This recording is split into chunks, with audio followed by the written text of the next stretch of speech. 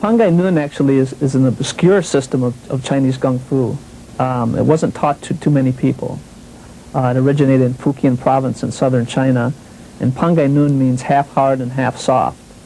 It was developed by a Chinese by the name of Chao Tzu Ho, who was considered quite an eclectic at his time.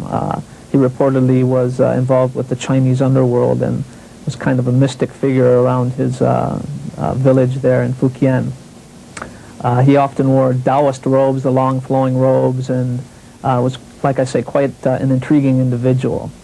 Pangai Nun is actually a mix of three different animal systems: the tiger, the dragon, and the crane. An Okinawan by the name of Kambun Weichi left Okinawa, like many young Okinawans, around 1897 to seek out the Shaolin boxing methods.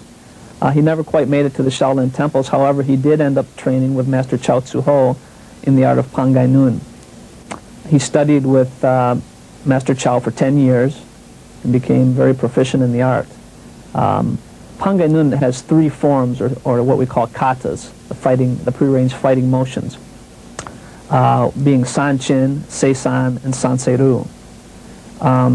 Besides the katas, they would practice conditioning exercises. Master Chao, although he had a knowledge of a variety of martial arts, was really his specialty was the tiger system, which was very physical, very strength-oriented. And thus Sanchin, the main kata behind Pangai Nun and subsequently Weiqiru, is a dynamic tension form that develops strength and endurance and mind-body unity. After 10 years of training with Master Chao, Weiqi began teaching Kung Fu while in China, which was actually a first. He was reportedly one of the first foreigners to teach Chinese Kung Fu to the Chinese. Although he had a problem years later with one of his students killing a man in a land dispute, so he had to leave quickly and return to Okinawa. He vowed at that point never to teach martial arts again. However, later on, when things settled down after he moved back to Okinawa, his family and friends convinced him to teach the art again. Master Weiqi taught there in Okinawa until 1948 at the time of his death. After Kambun Weiqi's death in 1948, his students decided to honor Kambun Weiqi by naming the style Weiqiru, or style of Weiqi. So at that time, the name of the style changed from Pangai Nun Karate Jutsu to Weiqiru Karate Jutsu. The system was also passed down to Kanbun's eldest son, Kane Weiqi. Kane Weiqi expanded the Weiqiru system, or evolved it into its current form, with the addition of 5 katas and a variety of prearranged sparring drills. Under the guidance of Master Kane Weiqi, the art of Weiqiru was spread throughout the world. In 1991, Kane Weiqi died, and unfortunately the system has broken up into various segments. Today the art is known as Weiqiru Karate Do, Konan-ru, and Pangai Nun. I started my Weiqiru training in Kalamazoo, Michigan, initially under Sensei William Keith, and later under Sensei James Thompson, who was actually a personal student of Kane Weiqi during the Vietnam era. Sensei Thompson was in the Special Forces and spent his off times on Okinawa training with Master Weiqi. And he actually credits his survival in the Vietnam War with his Weiqiru training. I've been doing Weiqiru now for about 20 years, and at this point I'm one of the youngest 5th degree black belts in the world of the Okinawan Karate Do Association. In tape 1, we're looking at the katas of the system, and not only at the actual physical movements of the katas, but understanding how to apply the katas. In the classical format, this understanding or this application is referred to as bunkai. However, the classical bunkai is taught in a strict Zen fashion, with much repetition and little explanation. They tend to show you the most apparent technique instead of really the underlying concept, which gives you the freedom or the ability really to tap into an unlimited variety of techniques. And this is what we're after in this tape, is to point the student or the practitioner in a direction to where they can personalize the system and bring out the obscure or hidden motions within the kata, actually reading in between the lines, so to speak.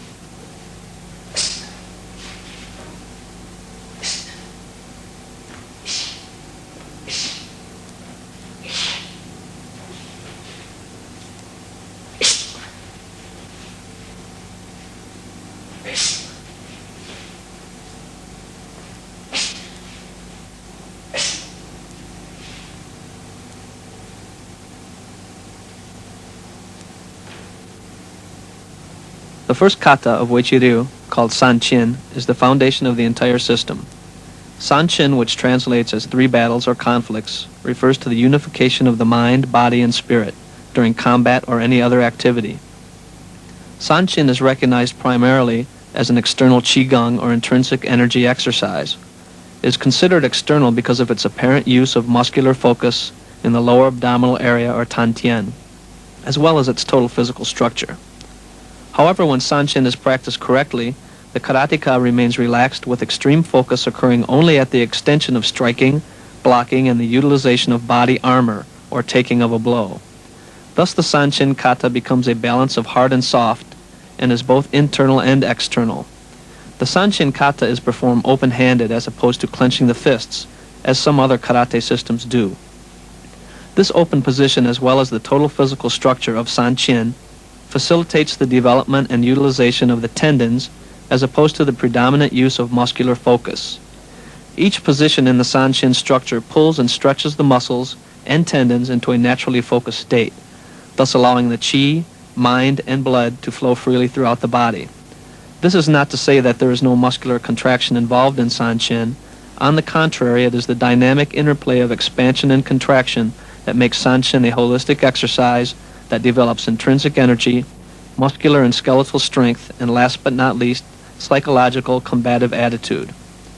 Throughout the entire kata, there are varying degrees of focus during the transitions of stepping, blocking, and striking. These variations of focus teach the practitioner to isolate the focus to one body part or group while relaxing in another body area. This ability to control the body is very important in combat, especially at very close range where trapping and grappling are likely to occur. While practicing Sanchin with a trainer, the karateka must be sensitive to every touch and hit of the trainer, actually sensing the blow and tensing the muscles exactly at the point of impact, while maintaining the concentration and balance needed to continue the motions. Sanchin unifies the mind, body, and spirit while under a barrage of distractions from the trainer.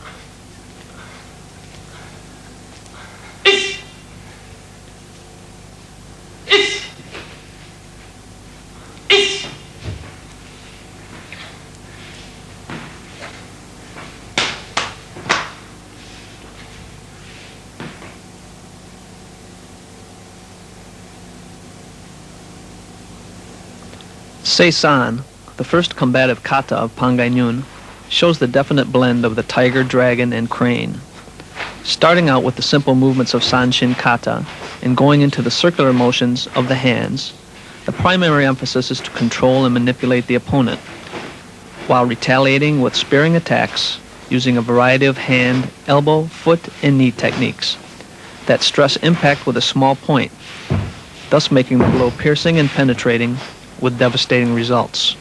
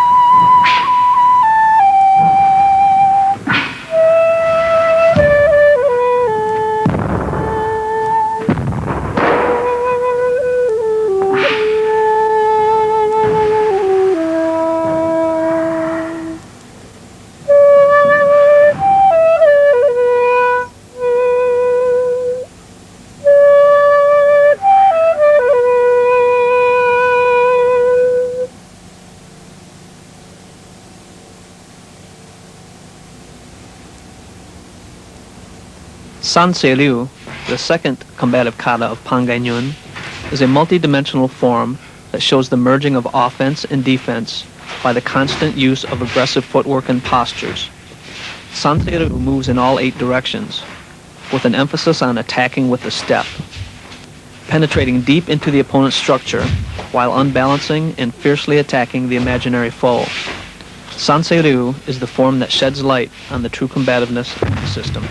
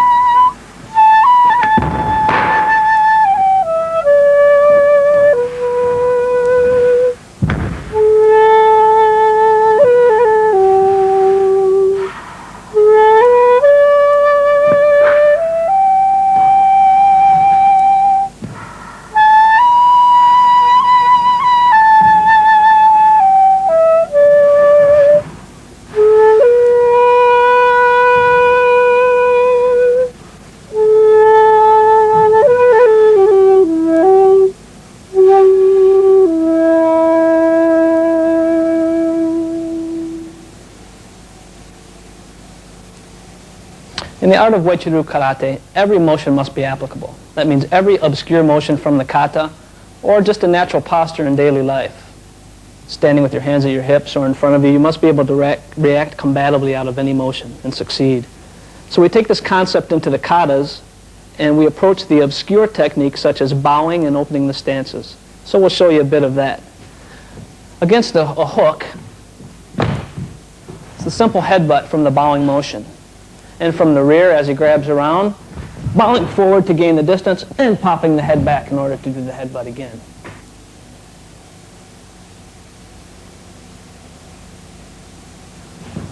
Opening the stance. Opening and closing the stance. Louis will do a roundhouse kick to the leg. I insert by moving in, follow up with the technique. One more time, round kick, cut it off, follow up with the technique.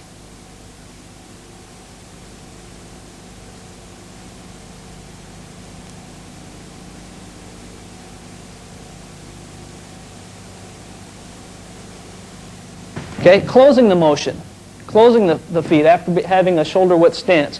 Louis will do a kick straight up into the groin, which I catch, twist to the side, and follow up. And one more time with the stance open, catching the kick, twisting to the side, and follow up.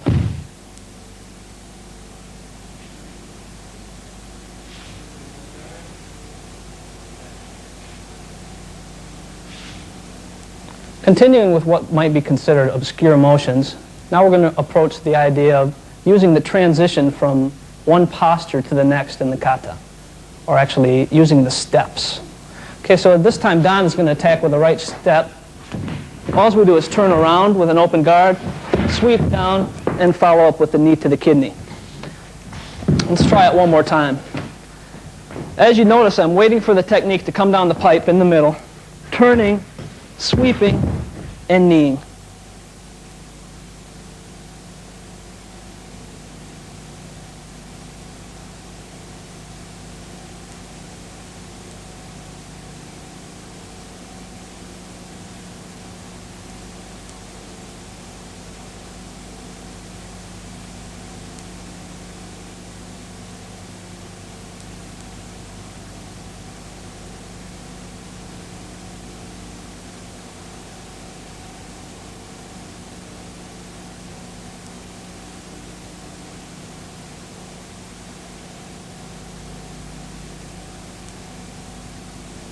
This time Don will throw an overhand left, and when he does so, I'll intercept with the strike, wrap around the elbow, and turn. Force the hit, roll over, and follow up. And one more time. Left overhand, hit, wrap around, turn, strike, follow up, hit.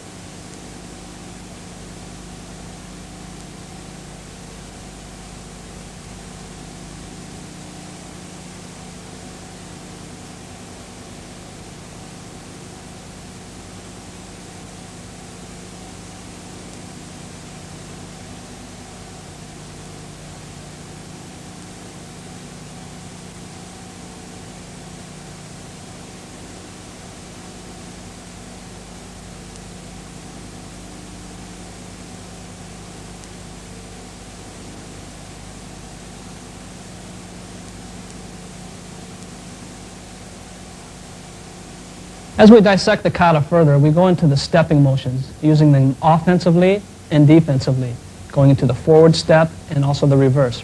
In particular, the motion from Seisan kata. Louis throws a right punch. We parry and cut in close. We sweep and follow up. And one more time. Deflecting and cutting in, sweep and follow up.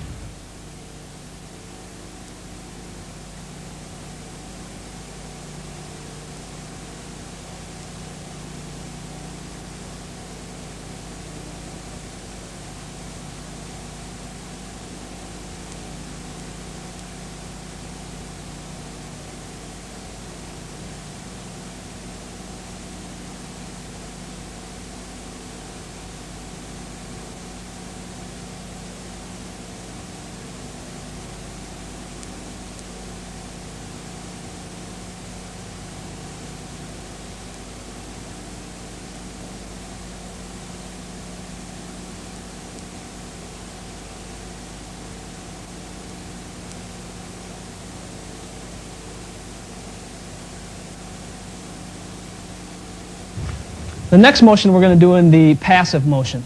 Lou will throw a kick to the inside of the knee on the right, evade and knee, and kick to the groin. And one more time, evading backwards with the knee, and kicking to the groin.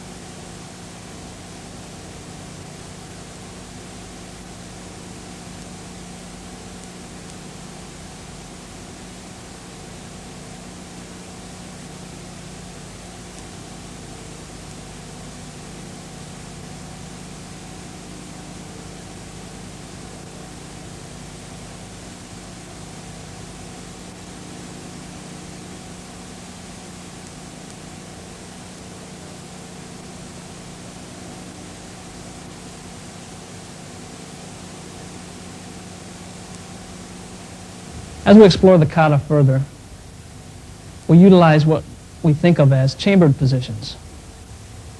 Pulling back the hand for a punch or an elbow, or pulling back the kick.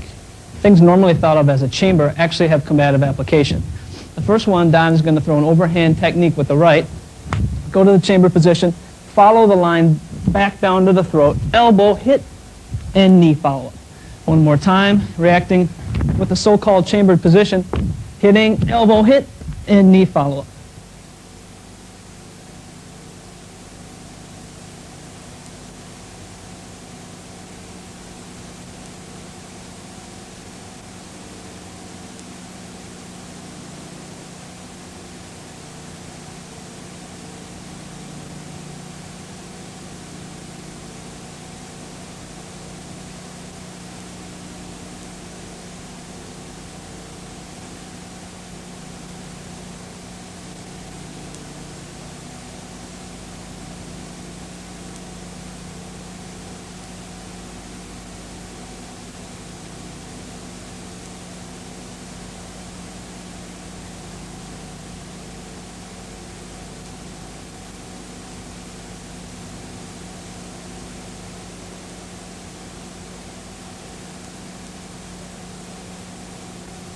Okay, the next chambered position we're going to do is pulling back the elbow on the side of the body. Normally thought of as a preparation for the attack. However, this time when Don kicks, it actually becomes a block. Hit, follow up, sweep, and follow up again. And let's try it one more time. He kicks, elbow, elbow, sweep, and follow up again.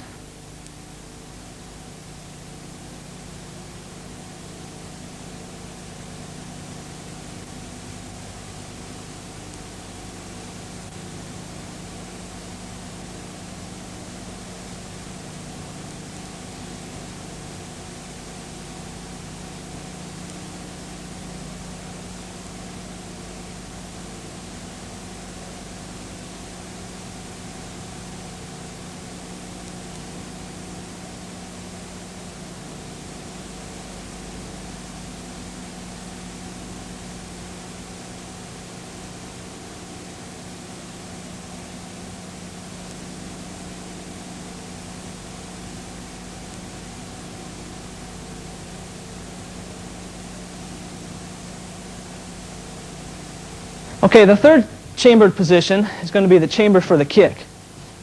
Okay, in this fashion, Don will punch with the right hand. We circle, we guide it in, and we sweep, and follow up again. Again, utilizing what's normally thought of as a chambered position. He attacks, put the chamber behind him, sweep, and follow up.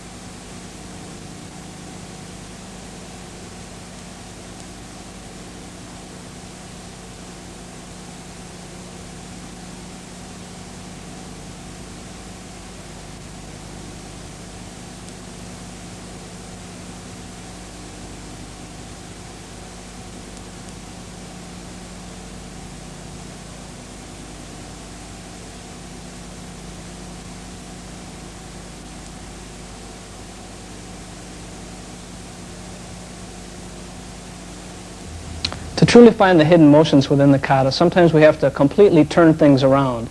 In other words, things normally thought of as defense or just blocking techniques, using them offensively. Again, each motion should have defensive and offensive capability as well. First of all, the simple circle block. Louis punches with the right. I parry, circle, and I jab at the same time. And again, parry and go in with the I jab.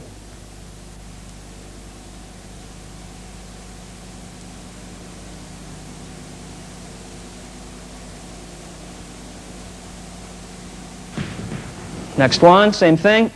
Striking with the edge of the hand behind the ear along the neck. Very slowly parrying, circle, and hitting in one motion.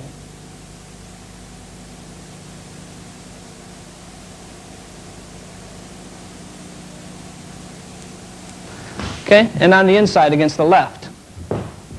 Raking across with the fingers. One more time. Normally thought of as defensive, circling across with the fingers.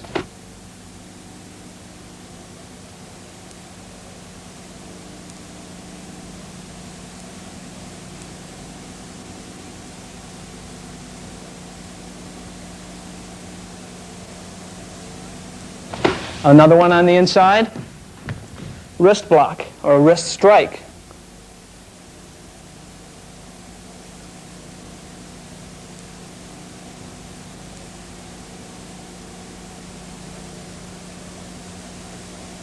Okay, another a right punch, circle across the center line, snapping back in with the wrist.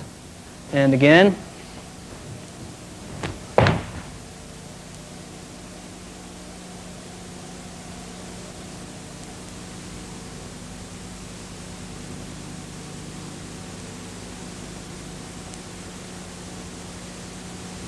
Just as we reversed the method and struck with the block, we do the same thing with blocking with the strike. Okay? The first one I'd like to demonstrate, Louis will punch in with the right hand. And in the elbow down position, we shoot in with the tiger claw. Now what's important is that the elbow stays down in order to deflect the motion and strike simultaneously. The opposite version is to do it on the inside from the left, come up underneath and hit on the inside, thus deflecting the motion upward. And one more time. This again depends on timing. I have to move in with my stance to intercept in order to get the right timing to get it go up. If I hold my ground and do it, Louis can just go straight through and turns his into the same thing that I'm trying to do.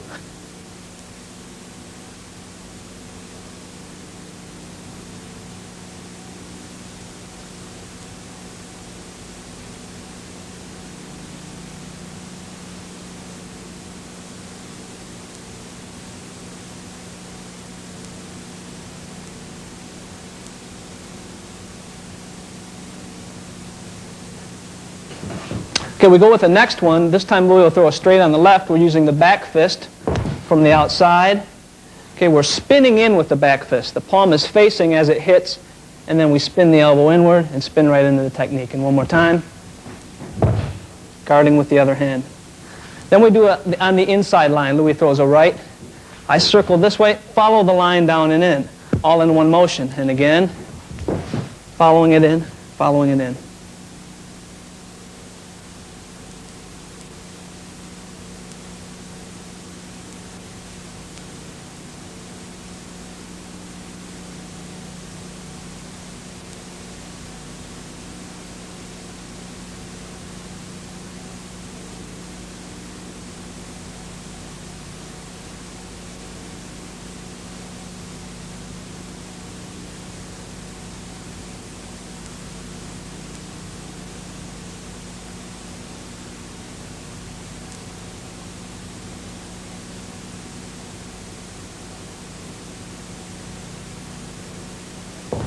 Okay, the next one we'll do is against the right punch again. Normally thought of as a strike.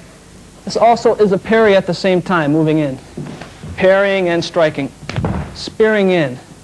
Both motions heading towards each other like a freight train.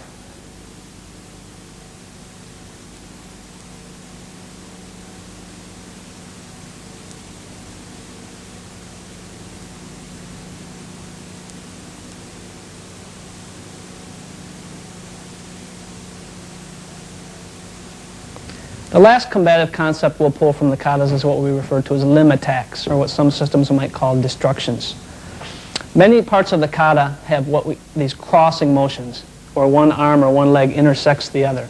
Anytime we see that in the set, we refer to that as a possible destruction or hit, whether it's to the limb or whether it's to a more primary target.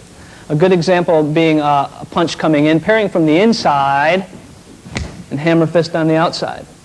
The opposite method, parrying on the outside, and hammer fist on the inside. We can also take the target up a bit further on the hand or the wrist as Louis punches, hitting the hand itself, and vice versa on the other side, hitting the hand itself. We can also just basically block across and smash down, or against a hook punch coming on the inside, spear in with the elbow.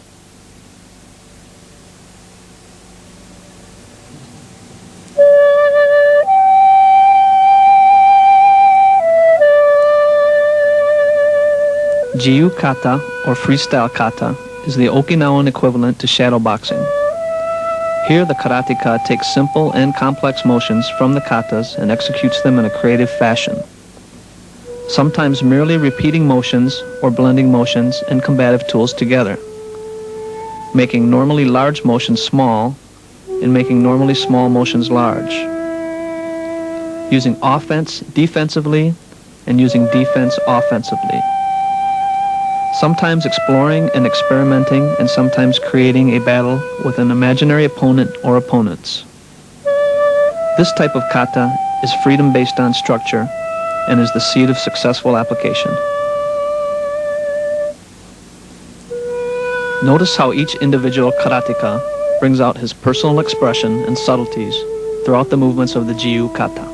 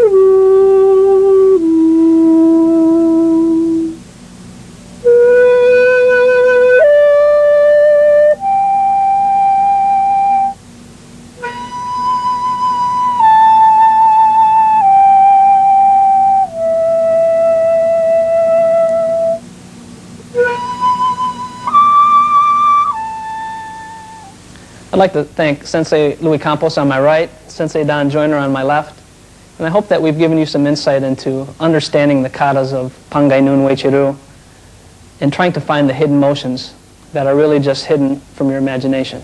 Thank you.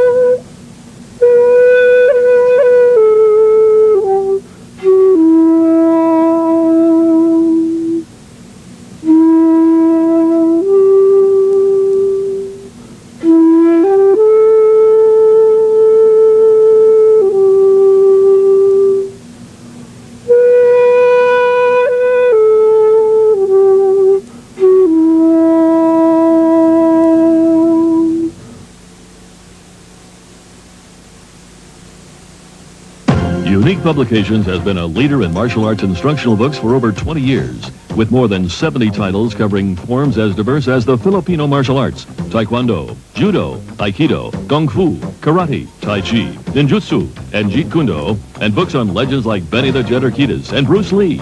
You're bound to find the martial art that works best for you. Now you can find the same quality you've come to expect in the Unique Publications video collection. Each video takes you step by step through the process of learning your chosen method of self-defense. With some discipline, perseverance, and training, you'll be on your way to mastering the martial arts. To get your free catalog of martial arts books and videos, call 1-800-332-3330. Take that first step toward your dream. Pick up the phone. Dial 1-800-332-3330 and ask for your free catalog. You can't lose. Unique Publications provides you with your ticket to the world of martial arts. All you have to do is claim it. Keep up with the fast-paced world of the martial arts with Inside Kung Fu and Inside Karate, the finest martial arts magazines available, jam-packed with news, interviews, techniques, health tips, history, self-defense methods, and much, much more. The only way to stay on top of the ever-changing martial arts world is to subscribe now, for yourself or as a gift. Order today. Save over 40% off the newsstand price. Call 1-800-877-5528. Visa